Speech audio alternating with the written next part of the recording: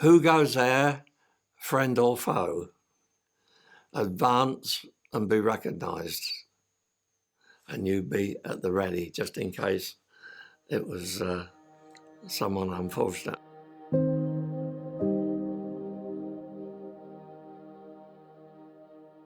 Well, I was born at Whitstable on the North Kent coast in 1922.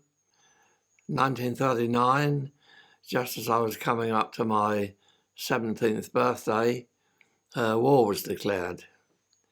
And one minute we were at peace, and the next minute we were at war, and it was a strange feeling because you didn't know what to expect. And I can remember taking a walk along the cliffs at Whitstable on that day and just looking up in the sky and wondering what was going to happen.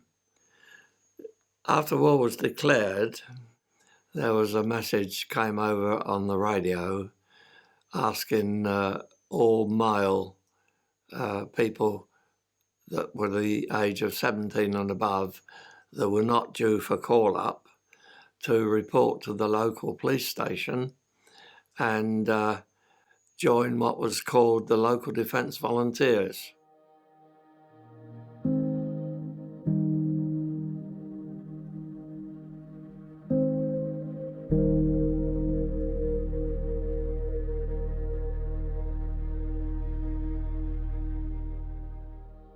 We formed this, I suppose you could call it a civilian army. All we had was an armband with LDV. It wasn't too serious when it started. I mean, we'd no weapons, for one thing, no uniforms. We were just civilians. And we'd go out into the recreation ground and go in a line, and you pass a message that started at one end, whispering it. By the time it got to the other end, it was nothing like it had started out with. Those sort of things. But gradually, things improved, and we used to meet in the Territorial Army Drill Hall in Whitstable, and eventually we were issued with uniforms and rifles. And of course, the British Army gave us training in weaponry and that sort of thing. Once you got equipped, you felt more like you were doing something.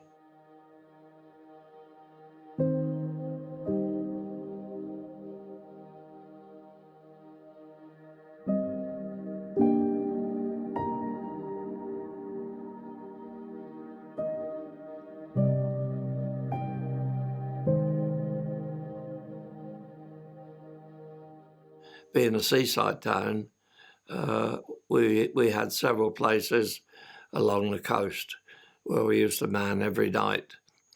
And our duties were to guard places like the telephone exchange, the gasworks, the harbour.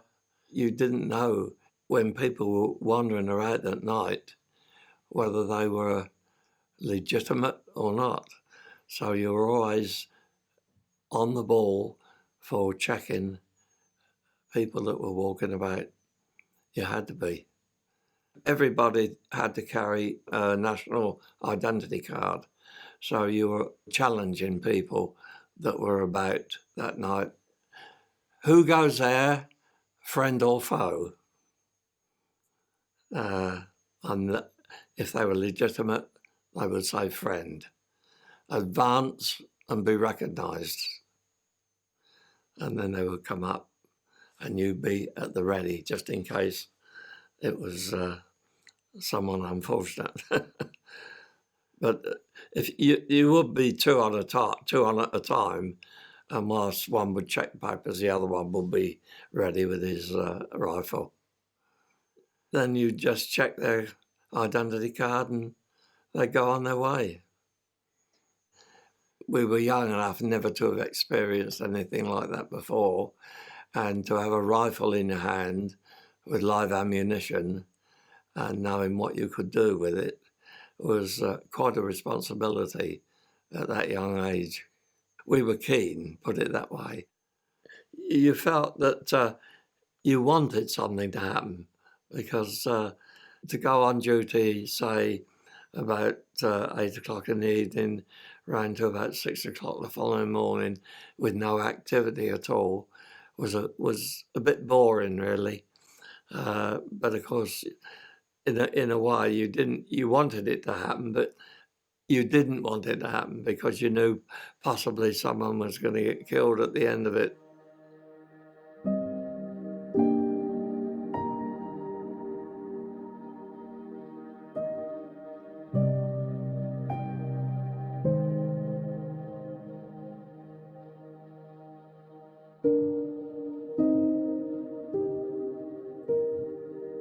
Once the German fighters really got going, it was every day.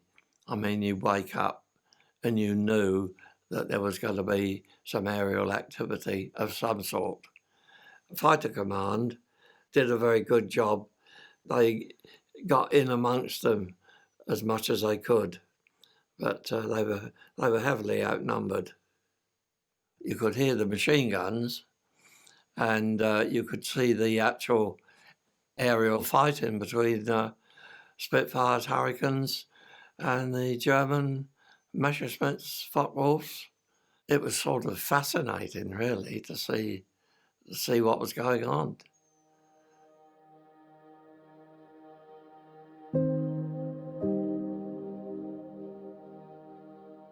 One of the main things we had to look out for was German parachutists. Coming out, bailing out from the Battle of Britain. But I never encountered any enemy at all, not during my time on the Home Guard. But lots of people in the Home Guard actually captured German airmen.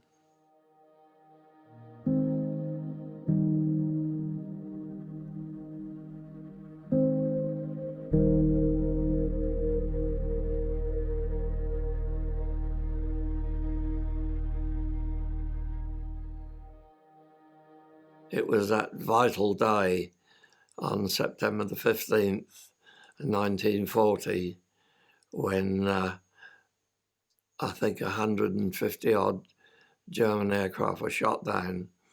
As far as the Home Guard was concerned, we weren't seeing the activity in the air that we'd been seeing for a few months. So that was, a sigh of relief, to put it in a nutshell. So really the threat of invasion faded somewhat because they didn't have the control of the skies.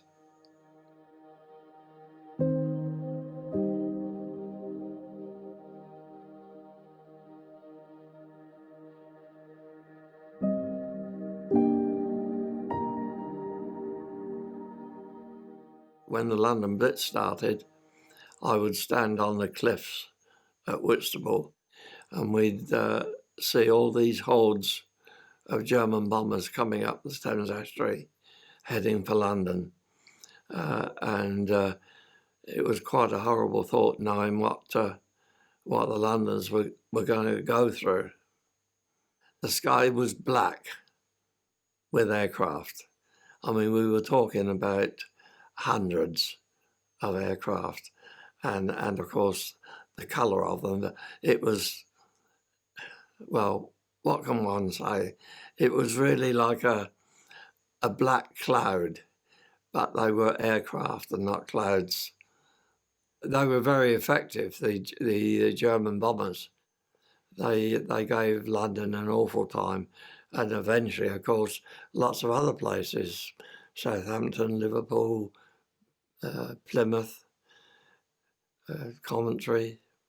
We wondered how long it would be before we were actually bombed ourselves in the coastal towns. up to that time, it had been mainly the airfields and the radar installations that were being attacked, not the civilians.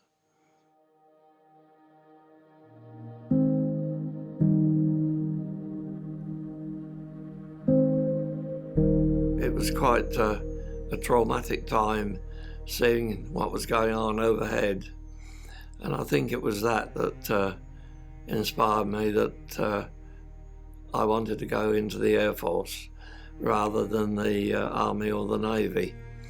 You didn't know what life in the RAF was going to be like. All you knew was that there were people up there fighting, and you felt you'd like to be part of it. You were a bit naive at 17 in those days. I mean, before the war was declared, life was pretty mundane. So it was something different to look forward to. So I decided that looking up in the sky and seeing what was going on, that I'd have some of that.